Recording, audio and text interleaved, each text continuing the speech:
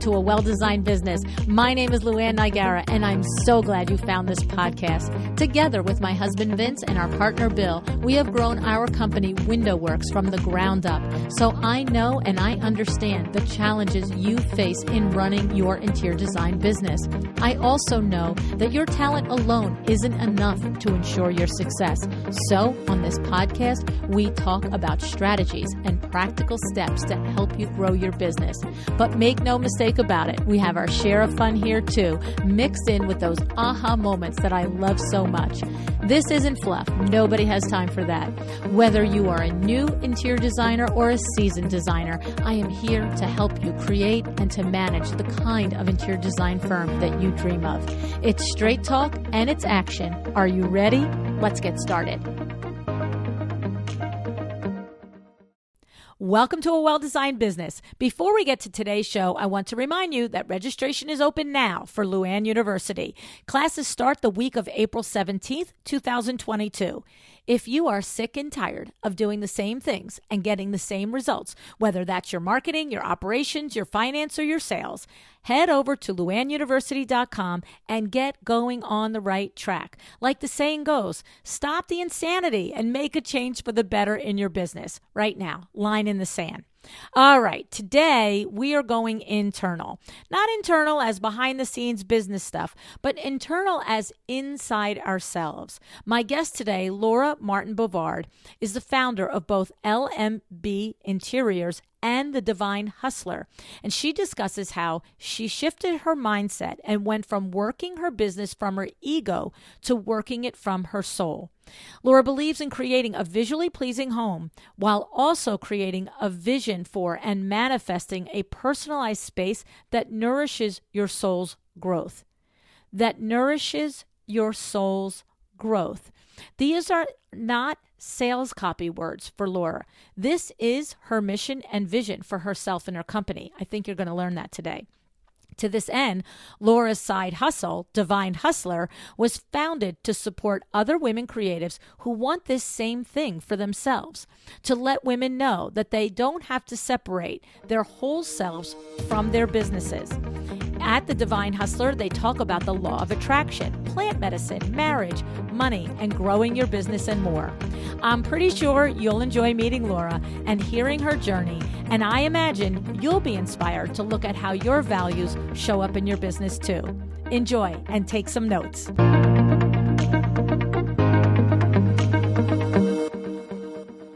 Hi, Laura. Thanks so much for joining me on A Well-Designed Business today. Thanks, Luann. It's so great to be here. Well, you know, it's funny because you intrigued me with one of the things that you wrote to me, and you said, I want to talk to my colleagues out there about and ask them, are you running your business from ego or soul? And I thought, that's pretty interesting. Pick that apart for me, Laura. What do you mean by that? Well, what I mean by that is, are you tapping into your whole complete self and serving yourself and your employees and your clients from your heart? Or are you running it from your head and your mind and your perfectionism and your control? And that started to evolve for me as I started to get a little bit older and realize that so many of the years in my early years of my business, I was really operating out of this need for approval from others and out of my own perfectionism, which is all in the mind. And as I started to face my demons and do some shadow work, which really came about as I contorted and performed for clients, I started to realize that these clients and vendors and even employees became training partners to help me tap more into soul. And when I made that shift, and I'm a work in progress, just like everyone, but now my business is thriving from a very prosperous, joyful place. And I desire to teach other women to do the same, and men too, if they're up for it. But I usually find that it's my sister goddesses who are speaking more this language, Right. So tell me a little bit about the before and after. So you mentioned that running it from your head and running it from a need of approval and perfectionism. describe a little bit of what it felt like in that phase of your business so that maybe a colleague could identify and find themselves in it. Yeah, I think that what it felt like was, staying up late at night worrying about whether or not that sofa was going to fit downstairs, or, having a lot of anxiety around confrontation, or worse yet, throwing myself on my own sword anytime any little thing happened, instead of realizing, oh, hey, wait a minute, I did a good job on this, and maybe this isn't my fault, and I don't have to assume all the emotional responsibility for this issue. And I didn't sleep well. I didn't take care of myself. I didn't prioritize my well-being. I prioritized looking good and being perfect. And that's exhausting, as anyone who lives a life that way understands. It's interesting because when you said throwing yourself on the sword instead of just giving yourself what it sounds like the credit for, I handled that well. And if something's not happening that's happy in this moment, isn't necessarily my fault. Recently in one of the Facebook groups, there was a post with a designer who was, you could tell, was genuinely upset and frustrated and feeling bad and going through some of the interaction and exchange that happened with a particular client, and this happened and that happened. But what was interesting to me was that the post also included the resolution. The post included, and the designer went on to say, and I, closed the relationship out with the client, and I said that we're not a good fit, whatever, but there was a resolution. But what was interesting is, to your point, it was then the last section was, I feel horrible. Why did this happen? And how can, and I very rarely comment in the Facebook groups, and if it's not my group, right? Because the other, whether it's Cheryl's Clennon's group or Veronica Solomon's or Claire Jeffords' group, these women are rock star business women with tons of experience, and it's their place. If it's not your peer's place to help you, and then it's their place to help you. So, but I rarely do comment. But what I did comment and say is, you had the problem, you resolved the problem, and now you can let it go. Like, you can let it go. And I even said, like, go for a walk, go for a yoga class, or go have a glass of wine, right? Because, but she was carrying that angst, and that was sad for me. And is that kind of what you're talking about, where you're just carrying it with you, staying up at night and thinking somehow everything is your fault? Or talk to me about it. Well, I think that's exactly it. And why I say we can't separate our whole selves from our business is that when you go to work and you're up against somebody who is challenging you or saying, I'm disappointed in you, and who hasn't heard that during this pandemic? I'm very disappointed. Well, when we are children who are groomed to take responsibility for our caregivers' emotions, and that ends up making us feel like we are general manager of the universe, that in some way, somehow, I am responsible for you feeling bad about something that I did. That is not our job as women. That is not our job as business owners. But because we don't leave that version of ourselves at home, she comes to work with us every day. So if we get a call from a client who says, I'm upset about this, that, or the other thing, then if we were taught to take responsibility for the people in our lives, their emotions, then we are going to try to caretake their emotions. And we make it all our fault. We think that we're responsible. We over caretake. And that is called codependency. That is called perfectionism. And when we start to realize, wait a second, I didn't make this up. This is, if you want to be upset, that's yours to enjoy. But that's not what most of us know how to do. It is very, very difficult to let somebody else have their experience without us feeling like we have to fix it or make it right for them. And that is living from ego. Living from soul is, I'm going to hold a space for you to have your experience. I'm going to set healthy boundaries and let you know it's not okay to talk to me that way, but I'm going to do it from grace. I'm not Mm, going to do it from a place of I'm going to shame you or make you wrong. mhm, Could cite several of these situations this year. I'm about to have a conversation this afternoon with somebody mhm, to let them know, mhm. certain things about that. Mm. Well, and I have to say, I think it does align with what that designer was going through. Because as I said, it was resolved, it was done, but she was carrying that guilt for them not feeling Yeah. good about the process, right? Them being unhappy. And of course, I wasn't counseling her to have grace. I was saying, let it go, right? Like, I was a little bit more just cut it off. Like recognize that this isn't serving you now. That you've solved it, you've moved on from it, but you're carrying it with you and this is no longer serving you. Go for a walk, go for a yoga class and let go of it. And so what you're saying is that to bring this to your business all the time. Like you said, the soul is that higher level where you're separating out that you're responsible for everything. Just let go of that. Like, I mean, we are not responsible for everything, right? Hmm. Well, and I love what you said to her. What you were saying is go get some self-care on board, get right with yourself because Mm, this is in your head. right. You can let it go, but I have a license, my license plate says inside job. And everyone thinks, oh, that's so bright. It's so, you're an interior designer. That of course it's an inside job, but I'm not talking about interior design. I'm talking about your heart and getting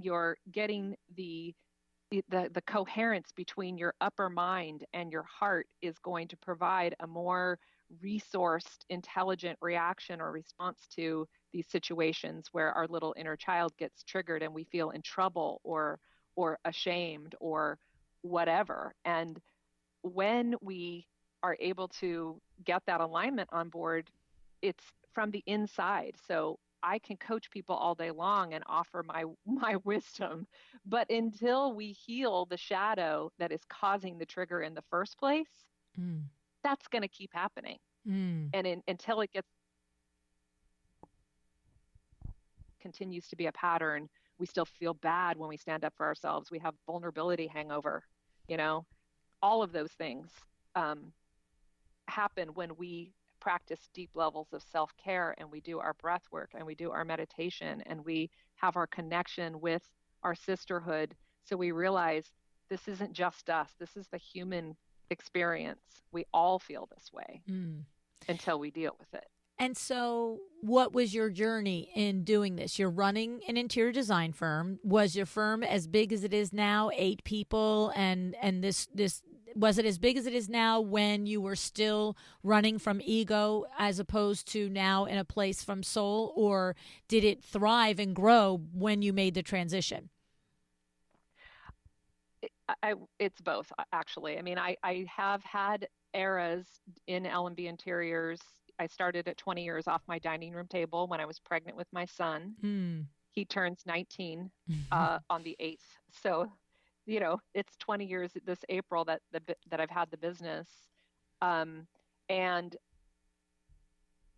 I grew it to 10 people when I was running it from ego because having a large firm was an egoic fulfillment for Mm. me. Mm. And what I've realized now is that having fewer people that are higher quality and whose souls and minds and creativity are in resonance with mine, I can have unicorns who work in my stable that are Mm.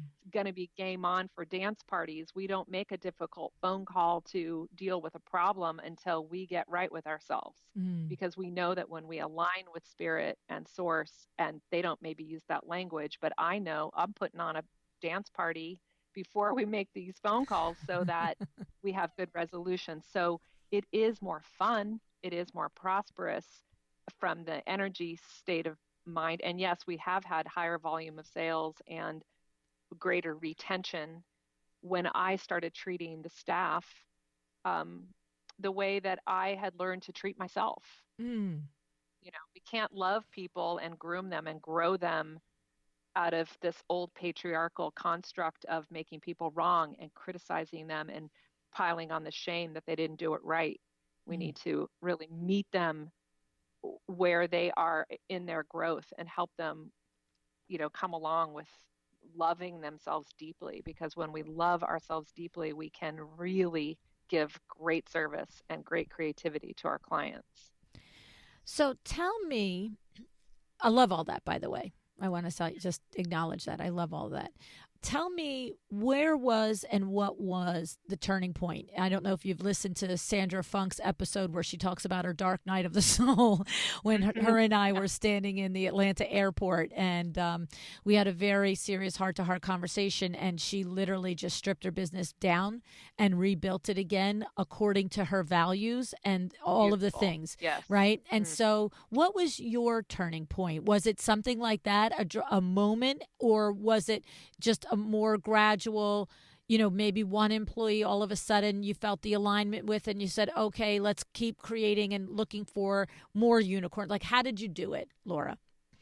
I don't think it was one eureka moment. I think that it was over time, as I realized how easily I was triggered by certain personality types or certain employee types and their different behaviors. And I realized as I developed this and as I grew emotionally and spiritually, I just got more and more clear every single time. And it definitely helps that I have a studio director who is drinking from the same cup, right? So she and I would I thought you were going to say a studio director that drinks. Well, we do that on the weekends on occasion. We definitely like a glass of wine here and there, but even that has slowed down as I've gotten older. I just can't recover in the same way. But yeah, you get discernment. Like I've had some and also we have hired a couple of people that are so in alignment with our value system that we're like, we can have it this way if we want. We actually can. We don't have to suffer. And I've let go of a couple of clients this year, which is so new for me. I'm like, you know what? This is not going to be a long-term fit. You're disappointed now. Wait till the pandemic and the furniture not arriving for another year. See how that's going to land for you. Right. You think you're disappointed now? Right. You think you got problems now. This is now. not going to be a fit. I'm not willing to hold space for your, criticism and shame over something I cannot control. Mm-hmm. And so to take care of myself, I just said, we got to part ways.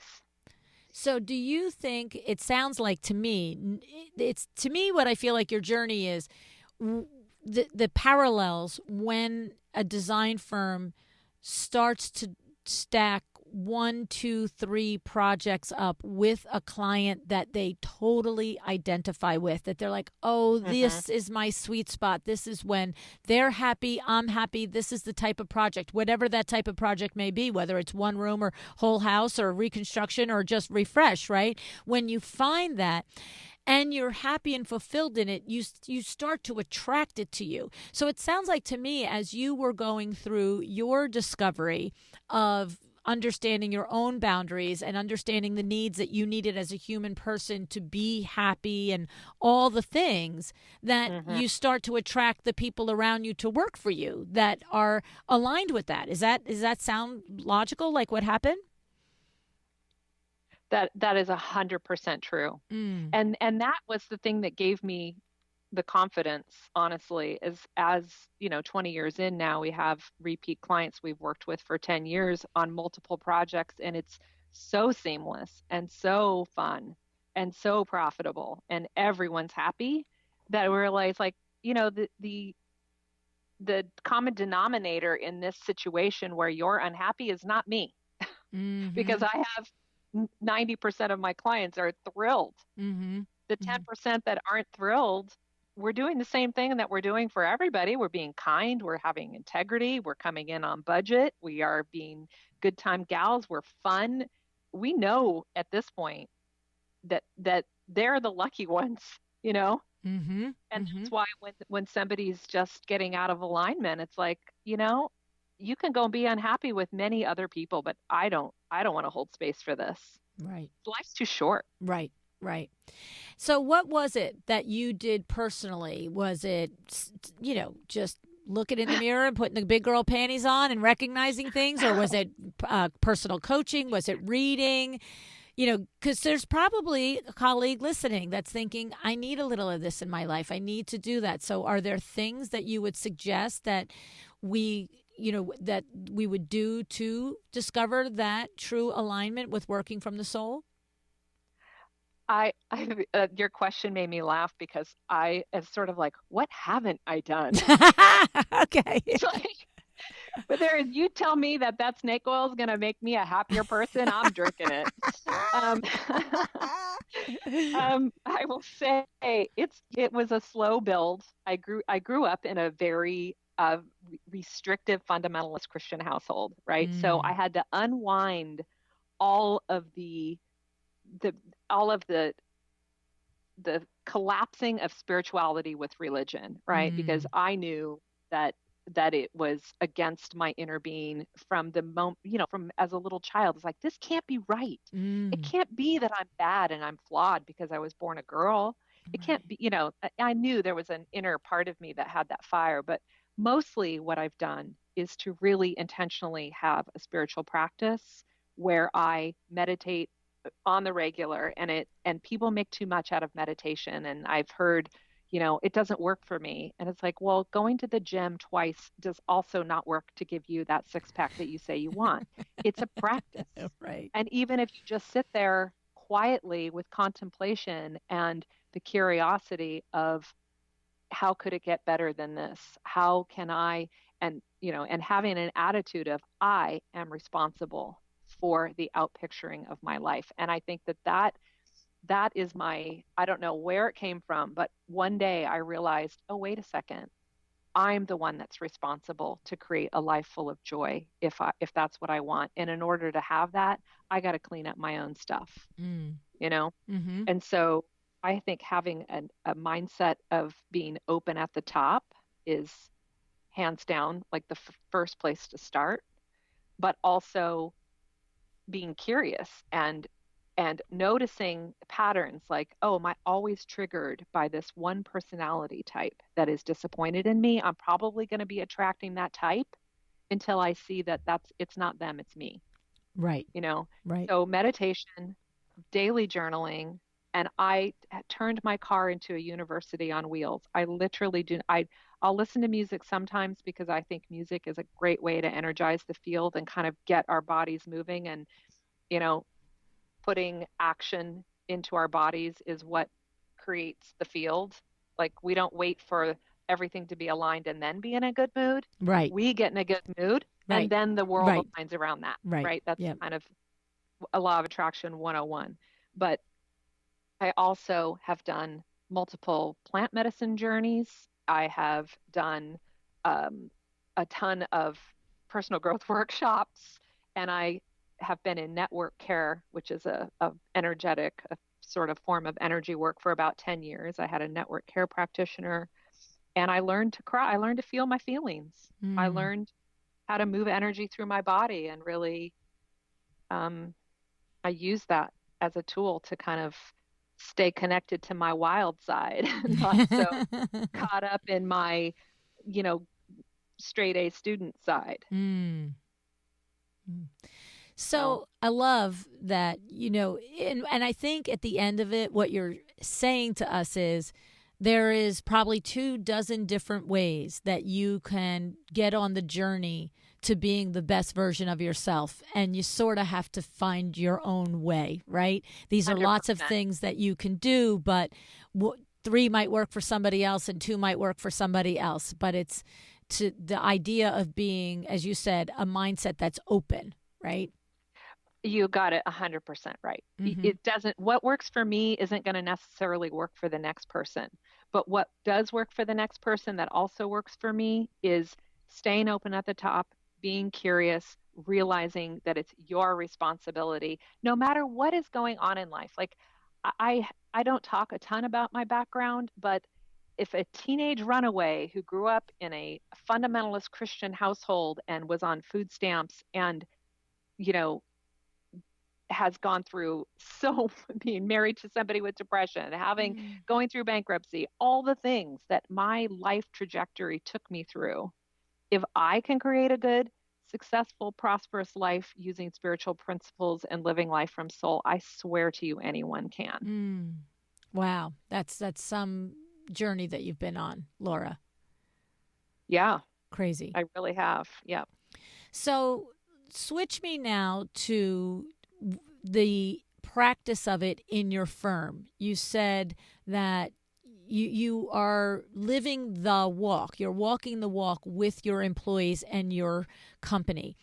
Tell us, give us some, share us with us some ideas and things that you do, because I'm sure there are people that are thinking, how could I better support the people who work for me? How could I help them understand? Like you mentioned something about instead of finding fault with others, I call it like, I don't want to play the blame game. Let's not play the blame game. Like, I don't care who's to blame as long as that person has wound it back and figured out how to not repeat the error. We don't need to be the point of the conversation isn't blame, blame, blame. It's like resolve, right?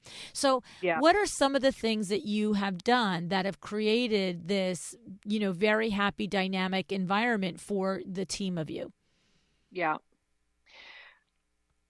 Oh man, there's so many wonderful tools that we have adopted and gathered in. I'll just start to answer that question by saying that Good Girl Reform School is something that I went through with a coach that I follow. I can Oh, say that's her an name if actual you name want. of it. Good Girl Yeah, Reform Good School. Girl Reform School. Tasha Okay. Urbaniak. She's brilliant. And one of the things that I saw when I went through her course is that in our upbringing, and I'm just going to speak about women. I know you have plenty of men who listen to this as well, but women are my audience. So I, over at Divine Hustler, which is my side hustle, which we can talk about in a little while, but um, in Good Girl Reform School, I saw that our teachers and our parents thought that by criticizing us and making us wrong and pointing out where we made our mistakes, that would in somehow, some way make us want to change or be better people. Mm. But it doesn't. It actually triggers our shame and makes us feel bad about ourselves. And I have that in spades. Like when somebody is critical of me, I don't want to change. In fact, I have a big FU to them Mm. for making, like there's a part of me that wants to protect myself, but really I go into a shame spiral of like, oh no, I'm being made wrong. And that's why I'm so vigilant with when somebody is so disappointed or whatever. So with our team, what we do every Monday, we have our team meeting. And every week, Darshan, my studio director, and I will get together and talk about, okay, what do we want to do to energize the week for fun and for creativity and for connection with our team? And we come up with many different questions like we make them brag, which women are taught not to do. Bragging is Mm. boasting, and that's a sin. Well, no, actually, bragging is a tool that I learned also from another coach, Mama Gina, who talks about that bragging is a way for us to get excited about our successes, about what we've done that we wish somebody would notice, but nobody knows about us. But we're so proud of ourselves, but we're taught that it's a shame to share that. So we create connection and we will do things like pick one of your teammates and share with us something that you noticed she did that made an impact on you emotionally last week that Mm. you would like her to know about it. Then we witness each other in sisterhood. So it's like, oh my gosh, you cleaned up my lunch dishes when I was on my way out to a meeting. I just wanted to let you know how cared for I felt out of that act of service to me. Thank you so much. Little things. And when somebody does make what is a mistake, mistakes are how we learn. Mm-hmm. And that's how we grow. So we talk about, what we could have done differently, how we could have handled that situation differently so that we're not keeping it to ourselves, but the others can learn by Mm-hmm. listening, you know, like that. So we have a whole list of things that we do and we kind of rotate them. Sometimes we'll come together and share also more sort of design related things like what are your resources? And then everybody celebrates each other for how creative they are. It's super Mm. fun. It's so good. I mean, it's like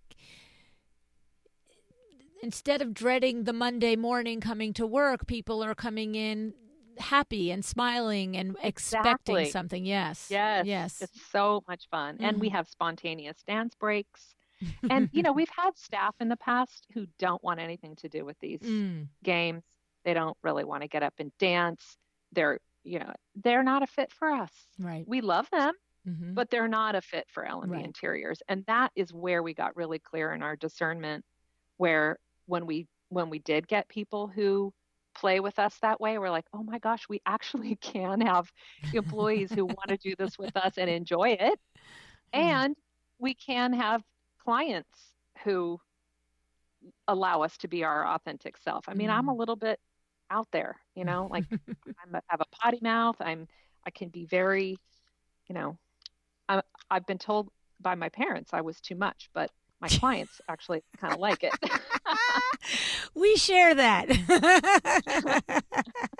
Sit down.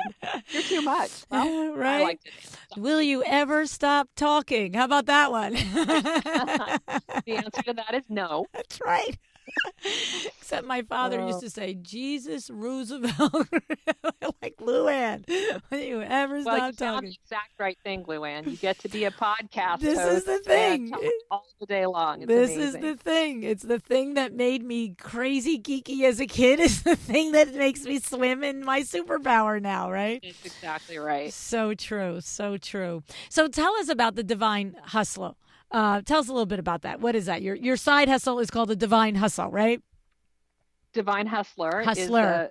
the what's that, the moniker that I assigned to that part of me that is so lit up by being resourced and being connected to my life force energy. And I have over the years periodically coached people, the right people, not, I'm not for the hungry, focused person who really is game on Mm. and shows up for it. But I have on Instagram, I have a Divine Hustler account, and in that audience, I'm really speaking to other beauty makers because it's not just interior designers who follow me there. I also have, other wellness and self-care people who follow me over in that world as well. And then I make videos on TikTok because they're a little bit longer on Divine Hustler. And what I think is so hilarious, my father was a preacher, and whereas I I don't aspire to be a whole lot like him in some ways, in that way, like this desire to share Mm. connection to source and what I'm learning, I just needed an outlet because I was driving my family crazy wanting to share all the stuff that I'm constantly learning. And so I needed an outlet. And I created Divine Hustler to be an outlet for me to activate my throat chakra, just to Mm. be able to say what I want, when I want, download when I have energy, talk about marriage, talk about money, talk about law of attraction, talk about plant medicine, talk about growing an interior design business, talk about being a mother, a sister, a daughter, like all the things. Like that's what I want other women to know, that we don't have to separate our whole selves from our interior design business anymore. In fact, people love seeing all of us Mm. show up. Mm. It makes it, we're whole, complete people. And when we're running from ego, and this is a lot what I talk about on Divine Hustler, is running your life from soul or the divine feminine, instead of from out of these patriarchal constructs and out of ego. That is our birthright. That is how we are naturally as women, that we love to share with each other, we love to connect, we love to share resources. Mm. And 20 years ago, a couple of designers in the Bay Area and I got together and we're like, let's just start sharing resources with each other. There's plenty of business for everyone. Right. Like, let's just, and we still do this to this day. This group is still going. And it's just a tiny little pod of us. Like, hey, Wow. do you have an installer that we could use for, when I came onto the scene, everyone was guarding their Right. resources like it was Mm-hmm. a vault, God you forbid know, you share the name of a painter, right? God forbid. It's like so stingy and so like retracted. It's just not a generosity of spirit at all. And Mm. that is not our nature. That is taught to us. I think that we come in really eager to connect and share. Mm. So So when anyway, you that's Divine Hustler. I love it. And I love it. And the website for it is beautiful. And there's a lot of, just things to read there and to just kind of open your eyes and think about. So I encourage, everyone to go and check it out. Divinehustler.com, correct? Yes. Yeah. And also, I mean, really, I'm very active on Instagram on Divine Hustler. I had to let go, like talk about ego. I really had to let go of any attachment to how many likes Divine turned off my likes on Divine on Mm. Divine Hustler because I spent so much time curating these beautiful images and writing these things, and then I put so much work into writing in the comments. I love to write. I've been writing my L&B Interiors blog for 15 years, Mm. and I was an English major at UC Berkeley, so writing is my thing. And I love putting all the time and effort, but I had to really let go because that little girl in me is like, I want to share Divine Hustler with the world, but I don't have time putting all my time and energy into L&B Interiors. So it's fun for me to engage with other interior designers over on Divine Hustler because we can talk about stuff a little more gritty, a little more honestly than over on L&B Interiors, where I love to share my beautiful work and the inspiration of my colleagues. But I've started getting a little riskier over there in the comments, Mm. but I kind of let my hair down more on Divine Hustler. Mm. Makes sense. It makes sense. And interesting. I just want to point out that you said you turned the likes off, and what I heard in there, I don't want to know if I'm on the right track, is that this is giving you tremendous joy to create. As you said, I'm spending all of this time to create the beautiful post and write all the words, and you're a writer, and it's in your heart and soul to be a writer. And so when you do it, it's a joyful process. But when you attach that process to if it gets a like or not, then it was detracting from the joy of doing it. Am I reading the Exactly. motivation? Okay. Very smart. 100%. And then I'm looking outside of myself, which is the same thing that I've been trying to untrain myself to do for Mm. all these years as a principal. Like, oh, did you get published? Did you get that client? Now that I have attached this philosophy to my life, a reason, a season, or a lifetime, not every client is for me. Not every employee is for me. Not every person who follows me on my social media is for me. Like, we find who aligns with us, and we Mm. know that when we feel lighter around that person, we Mm. know when something lands on our ear. And so when I'm producing content, I'm doing it because I want to let my little light shine. you know I don't want to be doing it for an ego snack. Right. Well, it's could you imagine if we were able to start a movement where we all turn the likes off? Like what would Mark Let's do it. Zuckerberg do? Like Hell what would he yes. do? Because Turn them all off. right? That is what I say. Turn them all off. Well, and it's very interesting because, especially for someone like yourself that is doing it, whether it's on your interior design site or the Divine Hustler site, you're putting your beautiful work out there, whether it's your inner work, your language, your words, or it's the visible manifestation of the design work that you've done. And you already know before you do the post that this work is worthy, whether it's the written word or the design space. And then as soon as it gets not enough likes, there comes well, is it worthy? Oh, And was it what? Is it a good job? self-harm. It's like here comes the shame spiral. I'm like, I'm going down the shame Crazy. spiral. It's just yes, that you hit it on the head right there. Crazy, Exactly crazy, right. crazy. It's funny because it is just putting something on its head and saying, do I stand by it? Whether or not somebody puts a heart next to it or not. It's like, yes, I do. So why am I looking and see how many hearts there are? And we do this in secret too. It's like we all say we don't want to be attached. We're not. But I'll tell you, I am the first person to to look and see like, oh my gosh, that person got so many likes. How did they? Okay, Yeah. this is the main thing that really slays me. If you want to know, like my deepest, darkest shadow when it comes to social media, I cannot, for the life of me, and I stopped asking this question, so maybe I am actually growing in this area, but I've had this business 20 years. I've written a blog for 15 years. I am a mover and a shaker. I love people. They love me for the most part. And when it gets down to it, I'm like, why do I only have that many followers when this other colleague over here who's been in business half as much time as me has twice as many? Mm. And Hmm. apparently they didn't buy them. Right. And then that is where I will get, I just, it gets me where I live. Like that little part of me who's so competitive, who wants to win and be the best at everything because I'm an Aries woman, you know? So So we're I working have on been, that still. Working on that yep, still. that's like I said, like why I do this work is because I, I need it, right? I do it because it's what I need to grow in me is to lay the ego all the way down and put her to rest and just Mm. lead from service and soul and heart. Hmm. So crazy. It makes you think is what it does. It makes you think.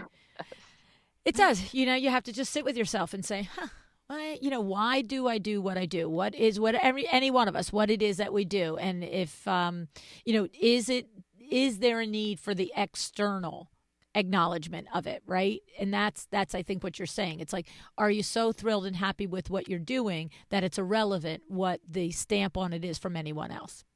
That's it. And Mm. that's the goal. Yeah. That is soul right there. Should be fun goal for all of us. Well, there's one other thing that I wanted to bring up here because you had put it in your email to me, and I went by it when we were talking about your team, and I do want to go back to it. You Okay. said, we have a team of 8. We employ 2 single moms, and we've created a structure that does not conform to the patriarchal 9 to 5 model or 9 to 7 model, which is the model for a lot of firms my size. We are more than half of our staff are minority women. LMBI employees are able to earn a competitive wage while maintaining their role as primary income earners and single parents. And so I want to pick that apart a little bit. How have you structured your firm so that, look, the obvious in there is, okay, we've got single moms, and they need time to be with their children, but then the accountability. So if you have a peer who's thinking, I'd like to be forward thinking like that, I'd like to support the women that work for me and the men that work for me that need to be a parent or have other responsibilities, but how is the accountability built in? What does your structure look like for that work? Yeah, that's a great question.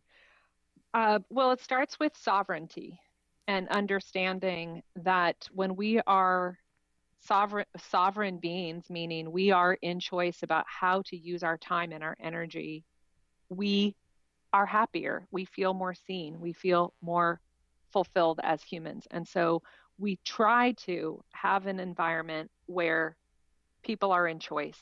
And so we make it a collaborative conversation when we're talking about who we are going to assign projects to, for example. I don't just say I make the decision because I'm the principal. We discuss it. We talk about what's your load. We really consider them. So by the time it's assigned, we know they're like, if somebody says, look, I'm really going through a lot emotionally right now, and it's probably best that I don't take that particular project.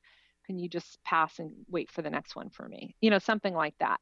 But what it really boils down to is we walk a line with this, right? Like, and I've started learning to have conversations more quickly with employees if I feel like they're not being as accountable. But the main structure that we implemented that I would recommend every design firm put into place is that we have a bonus for people who are um, billable, or we roll that into their offer at the beginning. So, in other words, um, it's something that they can earn or work toward, you know, to get that. So I think that really considering their schedules and, if somebody's going through a particularly rough time, we talk about it because we want them to feel emotionally supported and like they're not on their own. And it's so hard now for women who are raising children by themselves if they don't have a partner, um, that we need to kind of be their community because doing it in isolation is just beleaguering. I think Mm. that we're more than just a firm. We really, and I don't want, I stopped saying that we're a family because we're not a family. Like Right. It's a reason, a season, or a lifetime, as I said earlier. But when we are working together, we are community. So, And well, you know like what? that. I love it. And so, first of all, I'm particularly noting that you have cultivated an environment where your employees feel safe to say to you, "Hey, I'm a little under it right now. I can't take a new project." Right? Because I can Hmm. imagine the number of larger firms like yours across the country where if a great project comes in and the principal says, "Okay, this one's on you," they're not because that individual person isn't a good, kind person, but the Hmm. culture is not that you I just know there are been dozens of times where an interior designer, a senior project manager has thought to themselves, "I just can't take this job right now,but I can't tell him or Hmm. her that." Like, I just can't tell. Yeah, because We oh just yeah, don't get to because say if I don't sorry. take it, I'll get passed up, and the other person.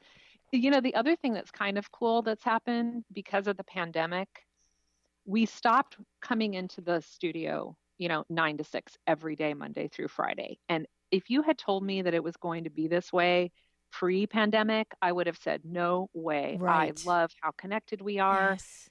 People mentor each other, being in the same space together. We're learning and growing from each other. I love having the connection of all of us in here together. But the thing that has really been a blessing from this is that everyone, to their comfort, comes in couple 2 3 days a week. We talk about it ahead of time. They have, we need them to let us know so that we can manage who's coming in. um, but I pick up the phone and call my team all week long now Mm, and just check in. How are you? How was your day? mm. Would anything I can support you on? La la la. I just get to have a little bit more connection and more one-on-one time, even though it's over the phone. Hmm. When we're working in the bullpen together in our studios in the open space, you know, we don't have that quality of connection Right. when It's we're a all conversation together. walking by. "Hey, how's your day? Your dress Yeah, looks exactly. great," blah, blah, blah. Exactly. Right. Right.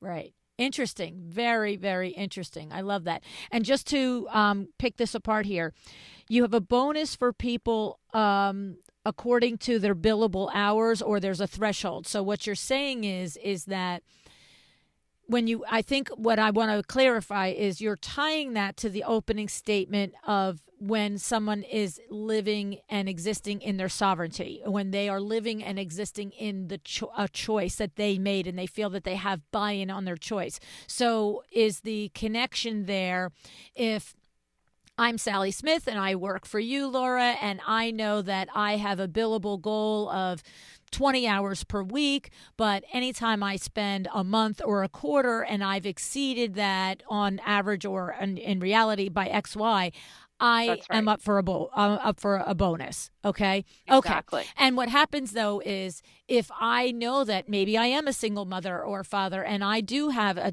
busy period right now with my children because of whatever they're going through, I can say to myself, I can back up. I can keep my agreement to my billable, and I know I can pour it on in 3 months and I can make up a little money. Right? Is that what we're saying? Exactly. Yeah, and I Interesting. think that there's also a key piece in it that everyone needs structure and boundaries. Mm-hmm. And so if there is a standard for the structure and the boundaries, then, the edges are gray. They're not black and white. We expand and contract, or as we said in one of our earlier conversations, like this has just been the year of pivoting, the Right. past 2 years. Right. We pivot to meet the need. We don't keep the structure so rigid that, nope, this is the rule. Mm-hmm. It is a every person is a unique situation, and as long as it works for the whole team collectively, then great. And if it doesn't, then that's a conversation. Mm-hmm. Mm-hmm. And it does preclude, make an assumption that everybody comes to this, like my vernacular is, as a grown up. right? Like, Mm-hmm. don't understand that I am going Totally. to, right? Don't understand that I'm going Yeah. to have some grace for you and I'm going to this and then push the envelope. Like, come on, right? So, but Right. that's also a culture, right? That you're instilling in them, that I would almost imagine that that conversation becomes, hey, I love that you really weren't able to this, that, or the other thing, and you felt like okay to ask not, but now you're impacting your teammates by consistently not picking up the ball here or whatever, Totally. right? Yeah. And that has been me learning to adult, That's what I'm right? Like saying. I've It had to, requires the principal to be able right. to recognize it, but also to then have that conversation. Yes, still with respect, and yes, still with love and care. But you can't just be like, it's all kumbaya, and why won't you start doing it? Somebody still is in charge, right? That's 100% right. And I think that that was an inside job for me. Like Mm, I didn't know how to tap that voice or to have access to those boundaries until I found and set them for myself. mm. I hear you. I hear you. Well, it is one of the, journeys in entrepreneurship is to recognize that hoping and wanting people to think and act with the integrity and the Mm, ethic and the drive that would be great for everybody. Like they don't all do it. And so yeah, that's yeah. right. And that is also the role of divine hustler, right? Mm, Like that is that evolution and that moniker, that identity is the person I had to become that through her in order to do the thing that I do at L&B Interiors. And that's why I created Divine Hustler is I truly desire that people bypass some of those unnecessary years of falling on my sword, not setting boundaries, you know, contorting myself mm, because that is not how to do it. And if you can bypass it, like Tony Robbins says, stand on the shoulder of somebody who's been there mm-hmm, before mm-hmm. so that you can get faster to the business of having more joy, more dance parties, more prosperity in your business I love and it. not spend all those years struggling and efforting from ego. Mm. So good, Laura. I love the combination of the aspirational aspects of what you've shared with us, but with also combining some of the tactical ways to achieve it. And of course, the biggest message is it's an inside job. It's like we got to start with There you go. ourselves. Hashtag inside job. I love Exactly. it. So good. Well, thank you so much for joining us today. I really appreciate your sharing your journey with us and being so vulnerable and helping us to see that it is possible to come through some really crazy, unthinkable things if we're willing to do the inside work. So thank you. Oh my gosh, it's been an absolute pleasure, and I am so thrilled and delighted to get to be a guest on your show. It's just my honor, and I thank you so much for having me on. I really appreciate it. You're welcome.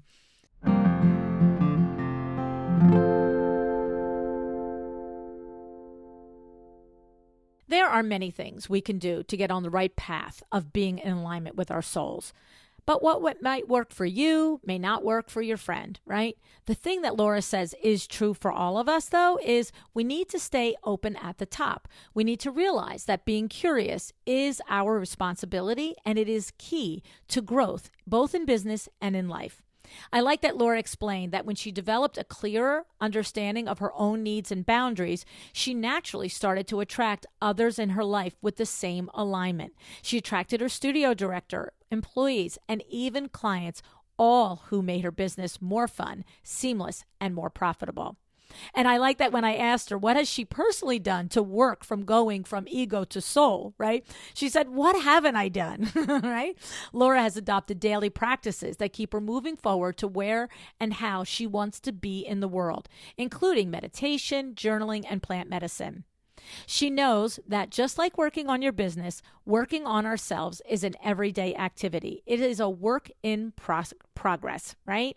Laura said that she is still working on putting her ego to rest, but with the help of her daily practices, she is able to lead from service and from her soul, and she continues to get better at it.